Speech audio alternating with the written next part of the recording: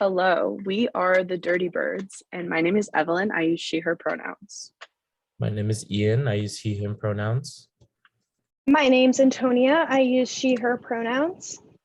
My name is Rachel, and I also use she, her pronouns.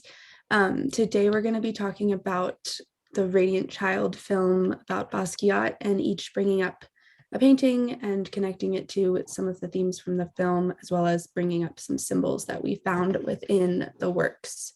And then also, hopefully getting into bell hooks a little bit and how the works connect back to some of those essays. Perfect. Okay, so I'm going to start us off. And the painting that I chose is called Slave Auction, and it was created in 1982. I'm going to screen share and hope this goes smoothly. Okay, can you guys see my screen? Okay, cool. Okay, so this is the painting that I chose. So just to kind of like introduce it in the documentary, I think one of the main things that was discussed that really stuck out to me personally was how a lot of Basquiat's friends and as well as him discussed how like in this small circle that he was a part of like artists and of like these famous creators, he was kind of seen as like this famous person who was very admired by all of these people. But outside of this like kind of circle that he was in, he was just kind of viewed in society as like just another like Black man in New York City, which kind of felt in ways like demeaning, I think, to him. And I think that this painting, which it's like I said, it's titled Slave Auction, and it obviously is like speaking to like those racial experiences that he's had, as well as just like the racial experience of Black people like in the United States. And so what I want to specifically focus on within the painting is this. I'm trying to zoom in on it if you guys can see. It's like, I'm pretty sure, and I think that you guys would agree, it looks like a football player, like just a football player or whatever. And so I thought that this specific symbol like within the painting was really important and like a really unique like aspect to include. And so essentially how I kind of was like looking at this is like the football player like in the bottom center of the painting, I think could kind of be representative of how something like slavery or like inequality or like racism, obviously like that Black people face, is like still perpetrated in society today in a lot of the same ways it was back when slavery was a thing that was happening.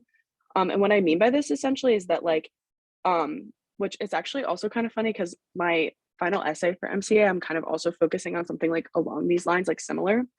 But basically I think that this could kind of represent how like Black men in society, specifically in sports like football or basketball or something, get drafted like into these teams and are also viewed in like the sports world as essentially like commodities for like white people to admire and like idolize and like make profit off of, basically. Because a lot of people within the sports sector and within just like companies and businesses in general, a lot of the higher up people are like white people, especially when this painting was made in the 80s. And so the fact that they're kind of like drafting and like trading Black players between teams in and of itself is a little bit like feels a little weird. But on top of that, the fact that they're kind of viewed as just like commodities to like make money for these white people and to like garner attention and everything, but there's still like obviously like vast inequalities between white people and Black people obviously in society. And I was just kind of tying this back to how I feel like Basquiat may feel this way about himself in the art world, like just that he's kind of viewed as a commodity himself as a Black man. And he kind of discussed how he felt like, and his friends discussed how he felt like he was kind of being forced to like keep creating art despite the fact that he might not feel inspired or it might not be like necessarily what he wants to be doing.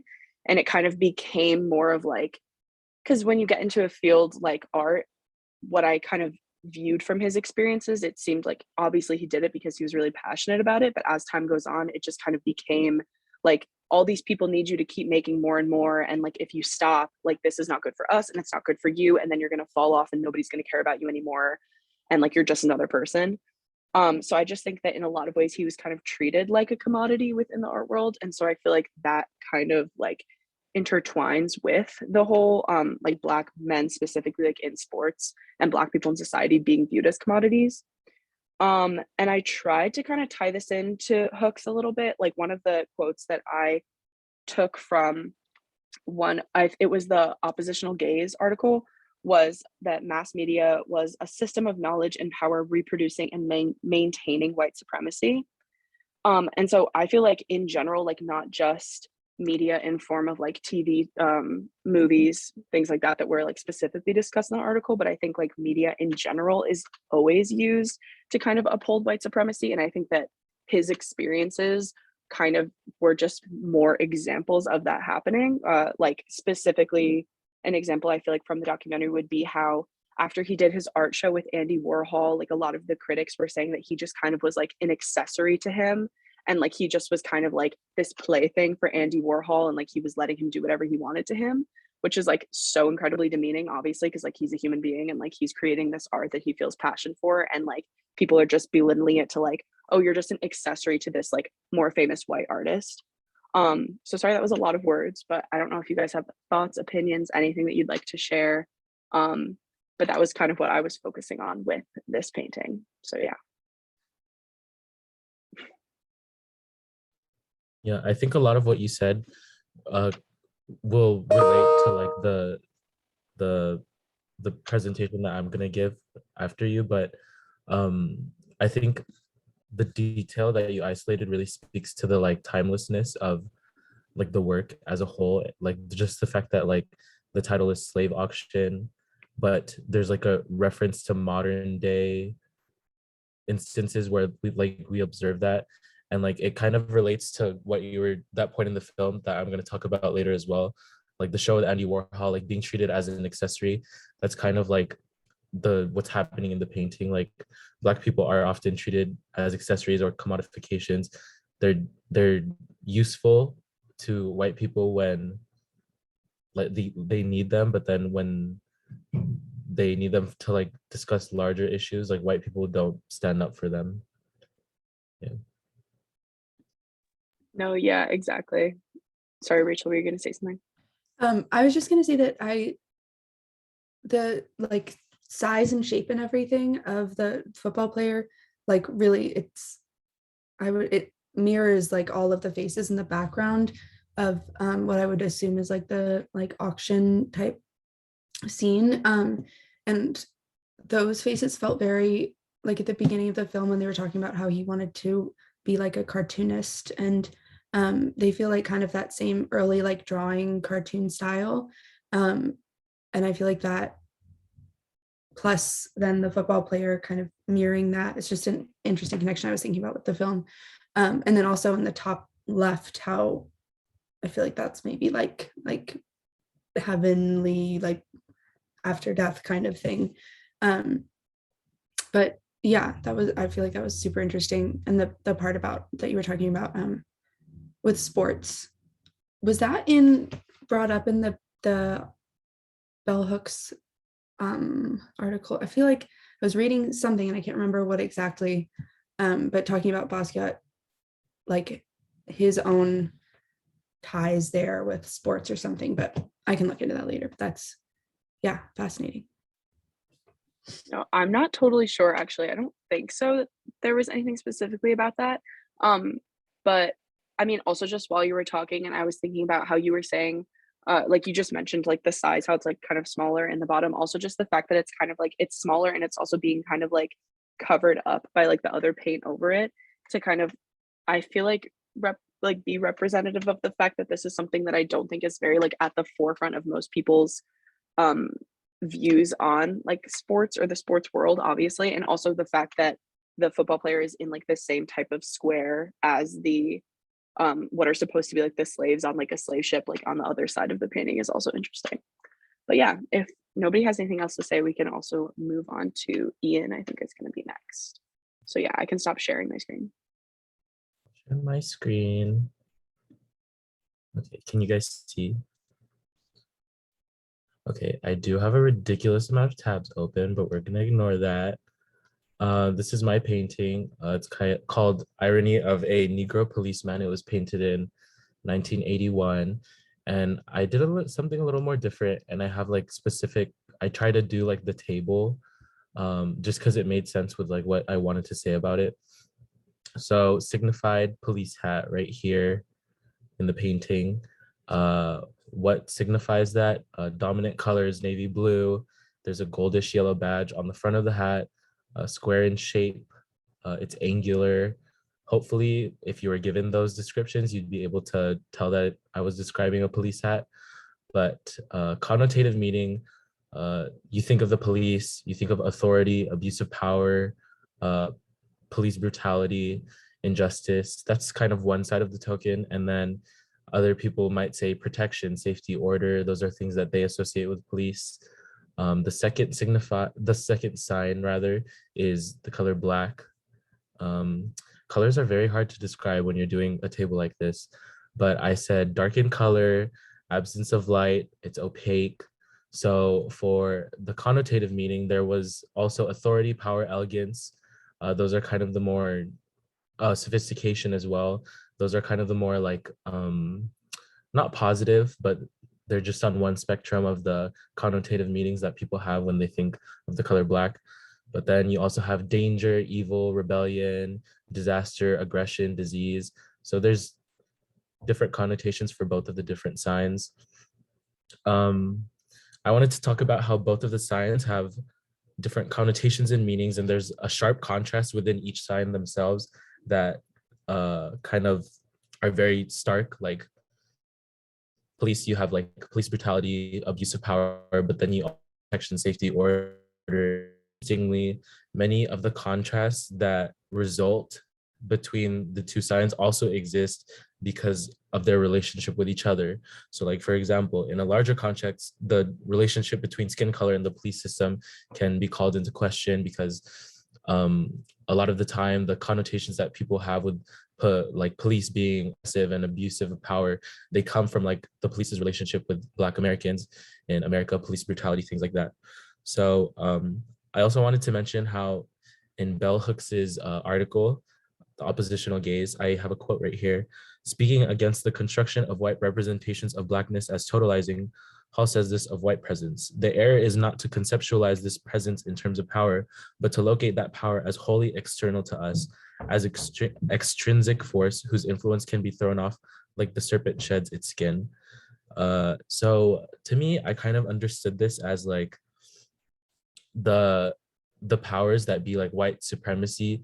They're like it was interesting to me because at first I understood it as like those powers are independent of like Black people and their struggles, but they're like the way that I contextualize it is that I have another quote here that says spaces of agency exists for Black people wherein we can both interrogate the gaze of the other but also look back and at one another, naming what we see. So I pulled that quote because the police force is not a space of agency for Black people. It never has been. And that's kind of like where the irony of the painting comes in. Like it's the irony of a Negro policeman. For a Black man to be part of the police force is kind of like to not infiltrate, but be a part of a space that is like systematically meant to oppress Black people and kind of uphold white supremacy. So that also kind of reminded me of the part in the film where he has the Andy Warhol show and then people are like, you're just an accessory. So in context, it's kind of like, even in art, even in like creation and like the consumption of media, that historically has also not been a space of agency for Black people in terms of expression. Like they're not inclined to listen to like what a lot of Black artists say, which is like something that was very evident in the film. As for Bell Hooks, there was a specific article. I don't know if he's the one who shared it with us, but it kind of talks about this painting a little and how the ugliness conveyed in Basquiat's paintings is not solely the horror of colonizing whiteness, it's the tragedy of Black complicity and betrayal. So again, it's the police force not being a space of agency for Black people and like a Black man being part of that system. It's Black complicity and betrayal, like he's being a part of a system that is meant to oppress. And then I have one more quote. Content to be only what the oppressors want. This Black image can never fully be self-actualized. It must always be represented as fragmented. Hooks is saying this in reference to the fragmentation of the body in the painting, how it's kind of disconnected. It's being represented as not whole. Yeah. So there's a lot of irony in this that Hook's comments on, and I think the signs kind of illustrate that contrast and the irony that the painting is also trying to suggest.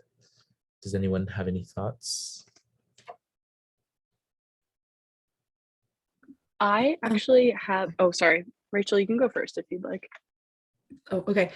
I was just gonna say I really liked how you did like fully separated out that like spectrum, like the sides of the spectrum with the each sign. Because I do feel like it's easy to sort of, not easy, but I usually come up with all those, like the list, but it's hard to sort of figure out exactly how each of those things fits into that one sign. But yeah, I think it really was effective with the irony there, how you sort of brought both sides of it very starkly.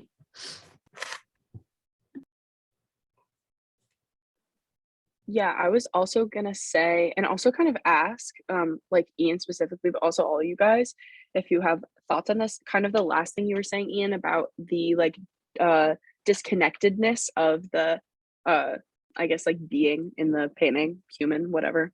I was wondering if you kind of think that the fact that like the part of the body is disconnected from the other part could be representative of like somebody who is Black working in a area or participating in something in society that is like made to oppress, if that could possibly be representative of them being disconnected from their Blackness, like trying to disconnect themselves from that, or if you think it's more representative of like how no matter what a Black person may try to do or achieve in a certain area, they'll always still be disconnected from like whiteness or from like the white people in that same area who are able to maybe achieve more or who aren't being oppressed to the same extent, if that makes sense.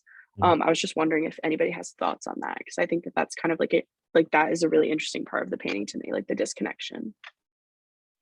I think the disconnection speaks to both of those things.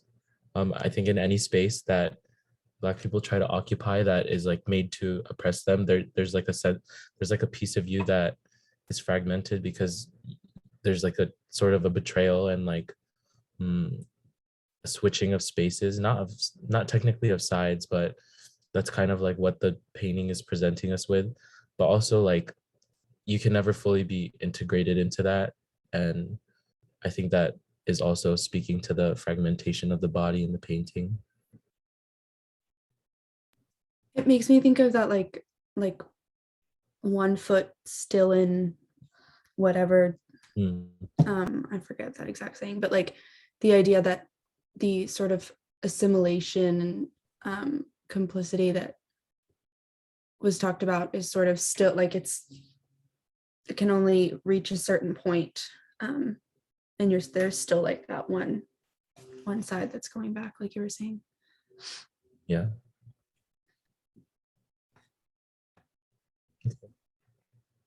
Thank you guys. We can move on to the next person. Stop my share. Okay. Pull mine up.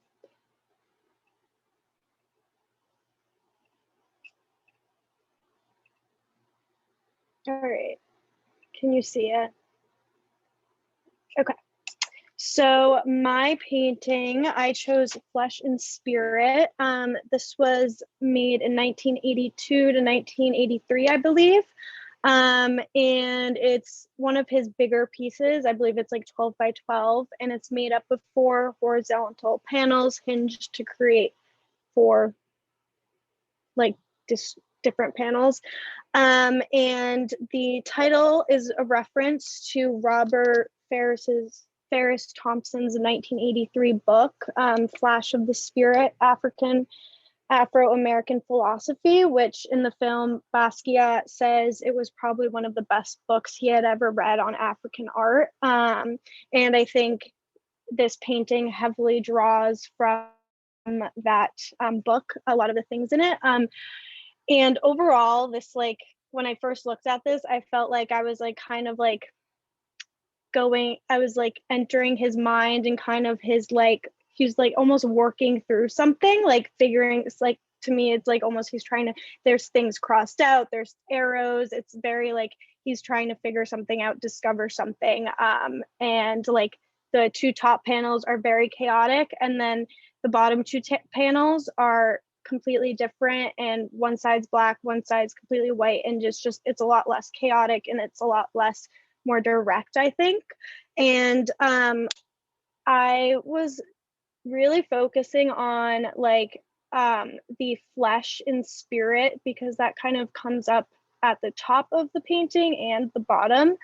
And a lot, I don't know, we haven't been talking about this, but a lot of his work, he was very influenced by the human anatomy. And I think this, you can definitely see that here. And this painting is kind of like, he's trying to figure out, he's trying to converge between the metaphysical and the physical worlds, and through different symbols. And so the flesh and spirit that is up here is kind of like the physical world and like what he physically thinks. And what led me to believe that is just all of the, like I said, the anatomy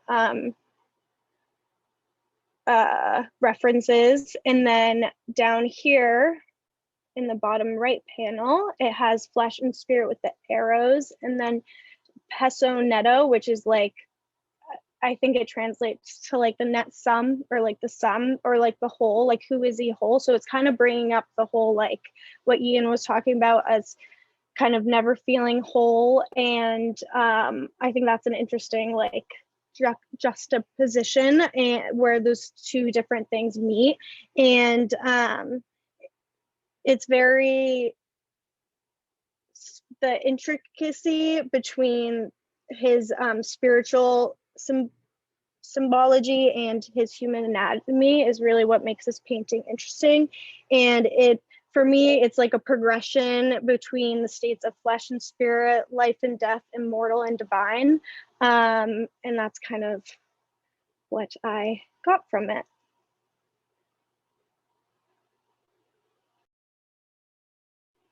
I don't know if anyone has anything to say, but yeah. It's so much to look at. I feel like I'm still like taking all of the symbols and things in. But that the peso netto thing, that was interesting. Especially with that other like little box that's like kind of covered to the left of it. Yeah, that one there. Where you can kind of like almost like peek through to see the words.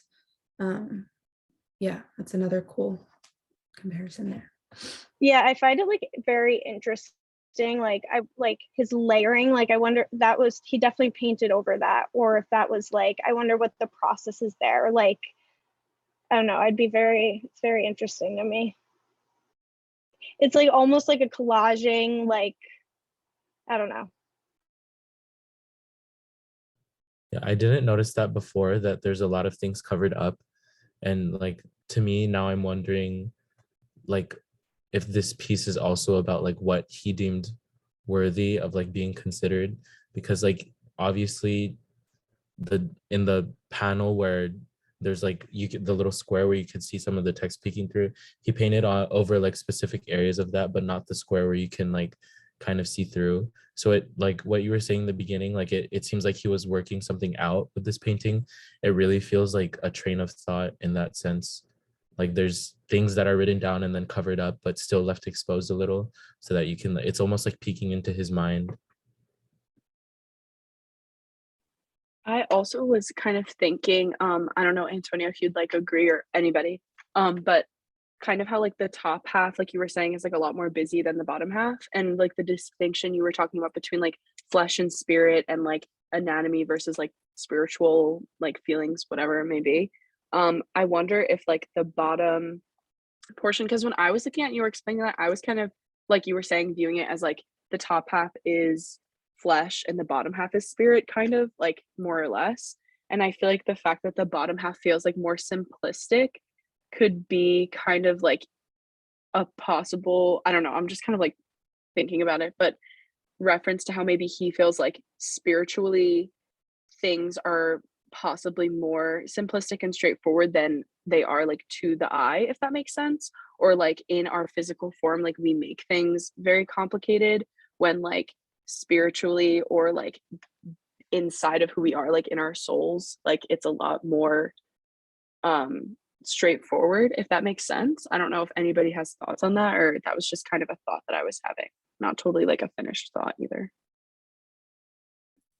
I feel like throughout the film, it was sort of like a back and forth between whether it was in his own mind things were complicated and like it was a trying to like express that, versus kind of what you were saying where it's like the opposite, where things are like inherently very simple in his mind, and then like the more that's added, it's like a constant battle with like outside forces and like the material world that make it more complicated. So I feel like there is definitely that aspect, but then it also at times I felt like it was almost the reverse, so sort of went back and forth for me. That's how I took it, at least.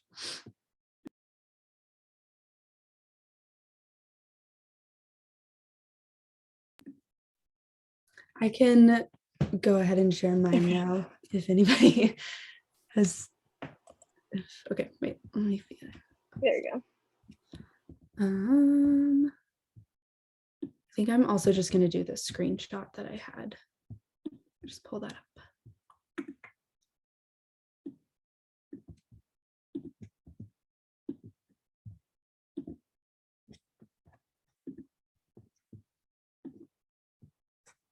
Okay, did that work?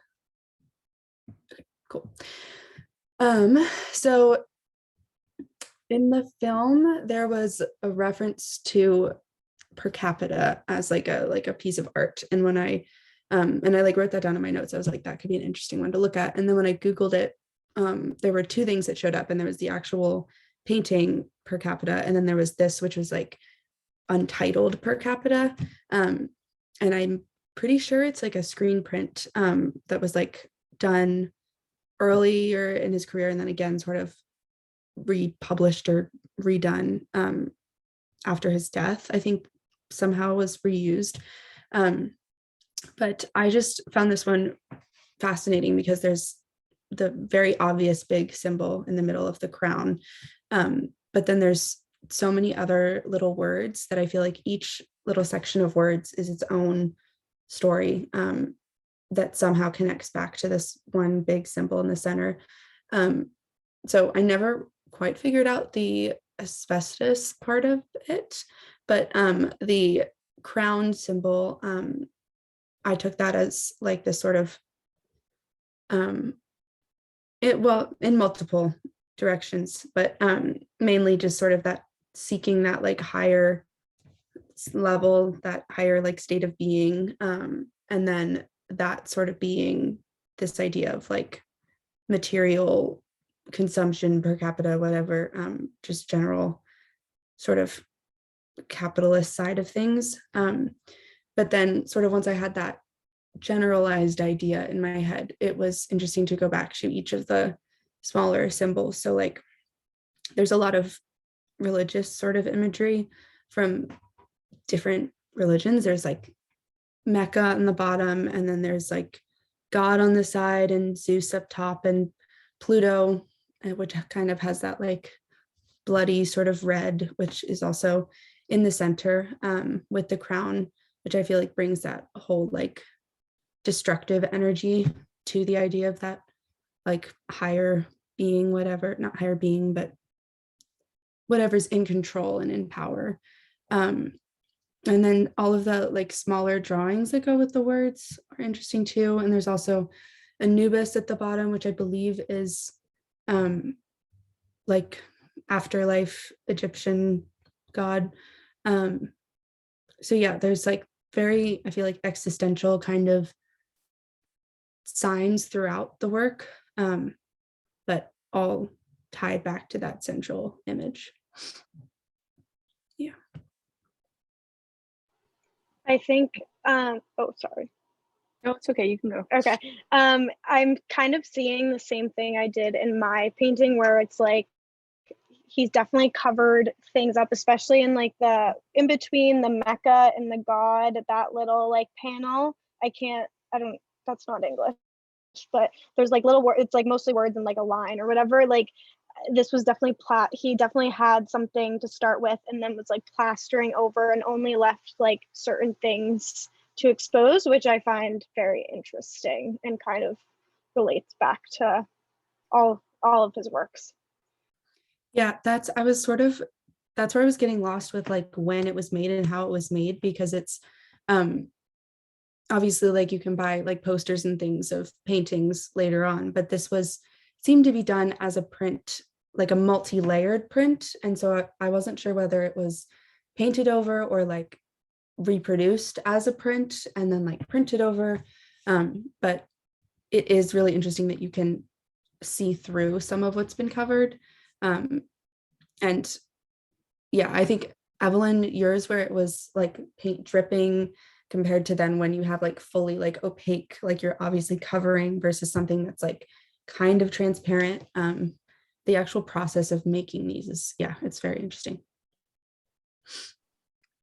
I also was just gonna say, just like my thoughts on it while you were talking is like if you're like if the thought process is like essentially that like the crown and kind of like the middle part is kind of representative of like capitalism of some sort, also like the title being per capita and like that blue color, like both of those things, I think that that also could be kind of like symbolic in a sense when you're thinking about how he could have painted over all of the like religious symbols and then placed something that is representative of capitalism like over top of it and like covering it up. I'm not totally sure if that was like the goal of it, but just like with that in mind, kind of I feel like it could be representative of how just like capitalism and like commodification and money and like material wealth and all of that stuff just kind of feels like it trumps everything, like when you're living in the world that we live in. And like all of these kind of like religious symbols and things that like I feel like originally people would think we should be looking to and should be like worshiping, like now people are more worshiping like money and material items, and like if that makes sense. Yeah. That's just kind of what I was thinking with the whole like covering up things underneath it, and the fact that it's also like red and blue and like very like in your face, I feel like it's also relevant, definitely. Totally. Also, just I feel like that goes back to Evelyn, what you presented about how like a lot of the time he didn't feel inspired, but everyone was like work, work, work. And like a lot of the time, like religion and just like specific symbols are like inspiration for people to create. But like I feel like when you guys were talking about that right now, it kind of gave me the impression that like this painting was like, oh, he was doing something underneath, but like he didn't feel inspired enough to continue because of like the fact that like he was made into a commodity. So it's like to me, like this painting is saying like I'm trying to create, but there's this higher power that like has become, like Evelyn, like you were saying, like the end all be all, as opposed to like these other symbols that should be meaningful, these things that people like believe in. Now more so it's about money, it's about capitalism, per capita. Yeah, it's kind of something that I connected when you said, yeah.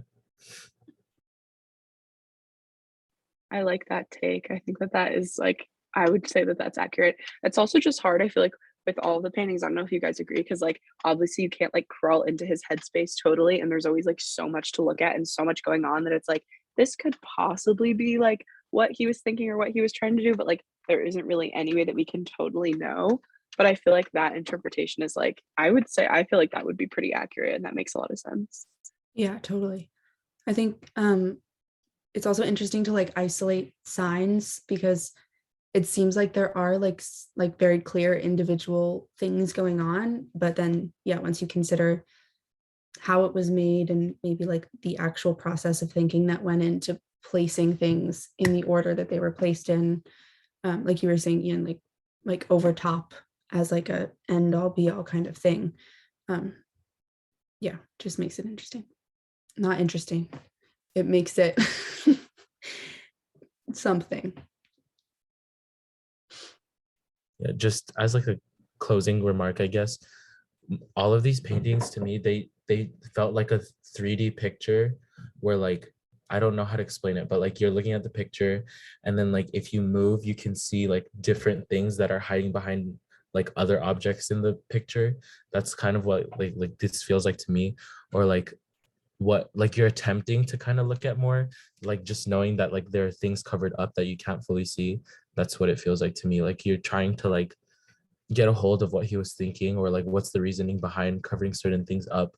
Like you just want more, but like he's not giving it to you. Yeah.